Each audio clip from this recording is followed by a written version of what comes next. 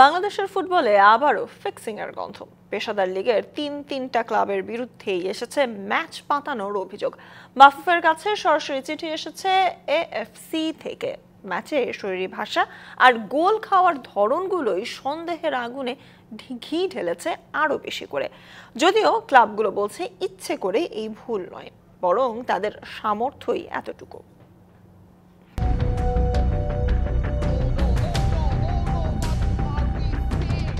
২৪ ম্যাচে ৭২ গোল।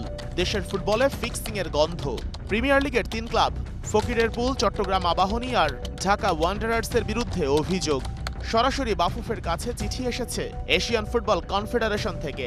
ম্যাচ পাতানোর অভিযোগ ঘোরতর হচ্ছে। ক্যাসিনো কাণ্ডে সমালোচিত দুই ক্লাব ঢাকা ওয়ান্ডারার্স আর ফকিরের পুল ইয়াংমেন্স এবারই চ্যাম্পিয়নশিপ লিগ থেকে উঠেছে প্রিমিয়ার লিগে।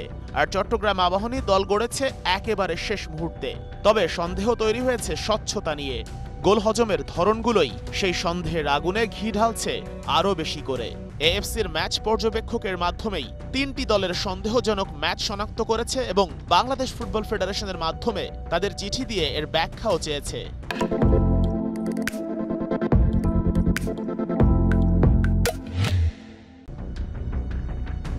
লিগে ওয়ান্ডারার্সের প্রথম ম্যাচ নিয়ে অভিযোগ, যে খেলায় তারা মোহামেডানের কাছে হজম করে হাফ ডজন গোল। যদিও ক্লাবের সাধারণ সম্পাদক উড়িয়ে দিচ্ছেন সব ব্লেম। তো আমি কিন্তু ওই মাঠে উপস্থিত ছিলাম তখন, কিন্তু আমার ওরকম কিছু মনে হয়নি। তারপরও আমার রিকোয়েস্ট থাকবে ফুটবল ফেডারেশনের কাছে, যদি ওনাদের কাছে এরকম কোনো এভিডেন্স থাকে আমাদেরকে, যেহেতু চিঠি দিয়েছেন অলরেডি, আমাকে ডাকবেন। তো আমি আশা করি যে ওই এভিডেন্সগুলো ওখানে দেখানোর জন্য। চট্টগ্রাম আবাহনী অভিযুক্ত হয়েছে সবশেষ ঢাকা আবাহনীর কাছে ৪-০ গোলে হারা ম্যাচটি নিয়ে। সেই ম্যাচে প্রথমার্ধে বেশ লড়াই করা দলটি দ্বিতীয়ার্ধে একেবারে গাছাড়া ফুটবল খেলা শুরু করে। যদিও দলের কোচ সাইফুল রহমান মনির দাবি তার প্লেয়ারদের সামর্থ্য এতটুকুই। এত গোল না খাওয়ার তো কোনো কারণ নাই। আপনার প্লেয়ারদের ক্যাপাবিলিটি যতটুকু আছে এর বাইরে তো আর এরা এফোর্ড করতে পারবে না। তো এই টিম এরা যতটুকু পারতেছে ততটুকুই করতেছে। দেশের ফুটবলে ম্যাচ পাতানোর ঘটনা নতুন কিছু নয়।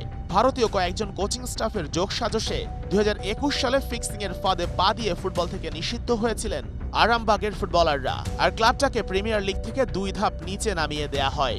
সে অনলাইন বেটিং বা স্পট ফিক্সিং এর কালো ছায়া ফুটবল থেকে সরে গেছে বলার উপায় নেই। বরং সন্দেহ গুরুতর থেকে আরও গুরুতর হচ্ছে।